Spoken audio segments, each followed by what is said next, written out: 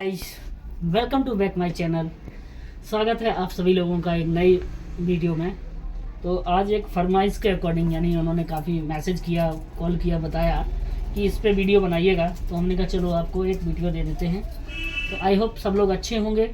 और आज जो हमारा वीडियो है वो है डेंगू आईजीजी और डेंगू आईजीएम।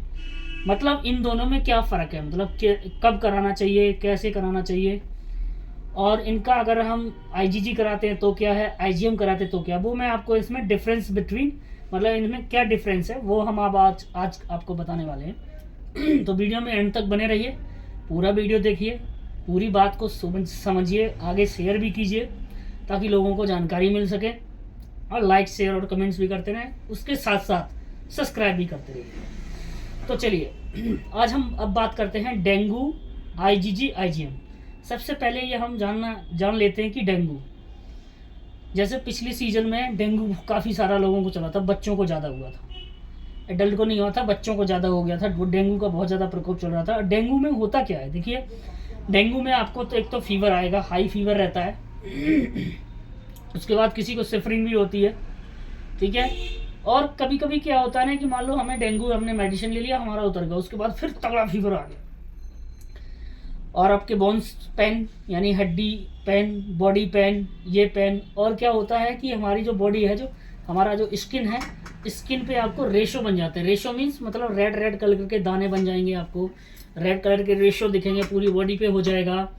और किसी किसी का देखा होगा आपने, मुंह पे निशान बन जाता है, किसी के यहाँ निशान बन जाता है नाक के नीचे, यानी लिप से ऊपर और नाक से नीचे। तो क्या बोलते हैं कि ये आपको डेंगू हो चुका है। अब हम बात करते हैं जो हमारा मेन मुद्दा था कि डेंगू अगर हमने आईजीएम कराया और आईजीजी, तो ज़्यादातर डॉक्टर जो होते हैं वो लिखते हैं डेंगू आईजीएम। आईजीएम क्यों लिखते हैं? क्योंकि देखिए, जो आईजीएम होता है वो होता है हमारा पास्ट। पास्ट का मीन्स समझ लेते हैं, आपके 2-3 महीने पहले का। या मान लीजिए आप ऐसे अगर इसको कराते हैं डिटेक्ट डेंगू आईजीएम को 5 दिन या 7 दिन के बाद आप करा सकते हैं, तो डेंगू डिटेक्ट आपको हो जाएगा। यानी मान लीजिए आपको 5 दिन लगातार कंटिन्यू फीवर आ रहा है, तो आप डेंगू का टेस्ट कराएंगे आईजीएम। कौन सा कराएंगे? Dengue IgM. तो डेंगू आईजीएम यानी पास्ट, हमारा 2-3 महीने का पहले का भी रिकॉर्ड इसमें दे देगा, ठीक है। तो उसमें 2-3 महीने पहले का रिकॉर्ड आपको दे देगा। उसके बाद अब आईजीजी की बात करते हैं। आईजीजी क्या होता है? प्रेजेंट। प्रेजेंट का मतलब होता है जो अभी चल रहा है। मान लो अगर 1 दिन या 2 दिन पहले आपको फीवर आया हुआ है, तो आप आईजीजी करा सकते हैं। आईजीजी में क्या होता है, 1-2 दिन पहले का आपको इसमें क्लियर बता दिया जाएगा कि जी आप पॉजिटिव हैं या नेगेटिव हैं। डेंगू में क्या, एक तो क्या होता है, देखिए, कहीं पॉजिटिव नेगेटिव की रेंज दी जाती है, कहीं हमारा ना वैल्यू दिया जाता है। जैसे हमारे डॉक्टर लाल पैथलैब में है, तो उसमें आपको क्या दी जाती है? वैल्यू। इसका नॉर्मल रेंज होगा, उसके आगे वैल्यू दी जाएगी ये। दूसरे अदर लैबों में हमने देखा क्या हुआ था, मैं एक आपको छोटी सी यहाँ पे कहानी बताना चाहता हूँ कि हमने एक का टेस्ट करवाया डेंगू का, और डेंगू का रेशियो बढ़ा दिया 9 पॉइंट समथिंग, यानी डेंगू हो गया। अब एक डॉक्टर के पास गए, तो नाम नहीं बताना चाहूंगा मैं उन डॉक्टर का। उन्होंने बोला डेंगू तो है ही नहीं आपको। Hands of. मैंने कहा डेंगू नहीं है भैया, ये डेंगू तो दिख रहा है इसमें। कह रहे नहीं नहीं, डेंगू नहीं होता, ऐसे नहीं होता, वो पॉजिटिव दिखाता है। अरे मैंने झोला छाप डॉक्टर भाई साहब, ये तो बताओ आप, ये आपने पॉजिटिव नेगेटिव देखा, इसकी वैल्यू तो देखो, नॉर्मल रेंज दे रखी है उसकी। ये बढ़ के आया हुआ पेशेंट बेचारा फीवर से परेशान हो रहा, आप करे डेंगू नहीं है। तो ऐसे डॉक्टरों से भी बचना है जिनको सिर्फ पॉजिटिव नेगेटिव देखना आता हो, उनसे बचना है। आप आजकल क्या है ना कि आज तो गूगल चल गया, तो गूगल में लोग अपना सर्च डालो, नॉर्मल वैल्यू तुरंत से पता करो कैसे क्या होता है, सारी डिटेल आपको पता लग जाती है। तो जैसे कल डिस्कस एक हो रहा था, एक बोले कि भैया दवाई जो लिखते हैं और हमें पता नहीं लगता है कि डॉक्टर ने किस लिए दवाई लिखी है, दवाई का नाम डाला, फटाक से आ गया जी इस यूज के लिए है आपकी। तो ये जानकारी सब आपको उसमें मिल जाती है। आप कुछ भी टेस्ट कराते हैं कहीं पे भी, तो टेस्ट कराना है, उसका रिपोर्ट आपके हाथ में, तो आप जान सकते हैं ये टेस्ट किस लिए है, ये टेस्ट किस लिए है, सारी उसमें जानकारी आपको प्रेजेंटेड है। अगर डॉक्टर, उसके बाद डॉक्टर के पास जाइए, फिर डॉक्टर आपको क्या बताता है वो आपको समझने वाली बात है।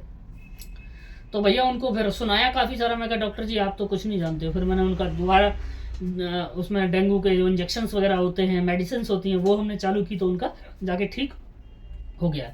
अब देखिए अब मान लीजिए हमें 2-3 महीने पहले फीवर आया था, बीच में फिर कम हो गया, मान लो हमने एंटीबायोटिक ले ली, तो एंटीबायोटिक क्या किया, एंटीबायोटिक ने उस डेंगू को वहाँ पे हल्का सा उसको कमज़ोर कर दिया।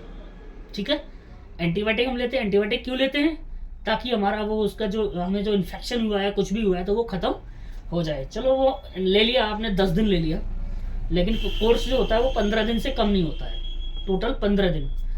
तो ले लिया हमने, हम ठीक हो गए, एक्टिविटी हमारी चलना, खाना पीना ठीक हो गया, हम चल रहे अपने ऑफिस वगैरह, कॉलेज स्कूल जिसको जहाँ जाना है वो जाना स्टार्ट हो गए।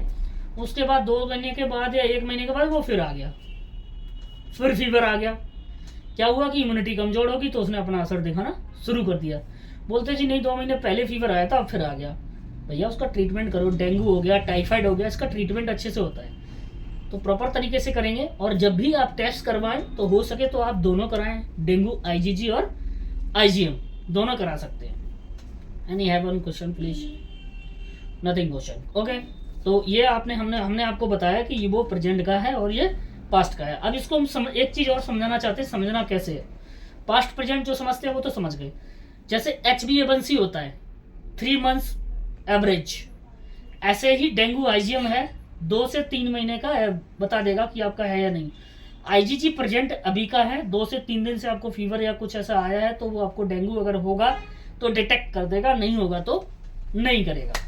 तो इसको वीडियो को लाइक शेयर और कमेंट्स भी कीजिए, आगे शेयर करते रहिए, लोगों को जानकारी मिलती रहे।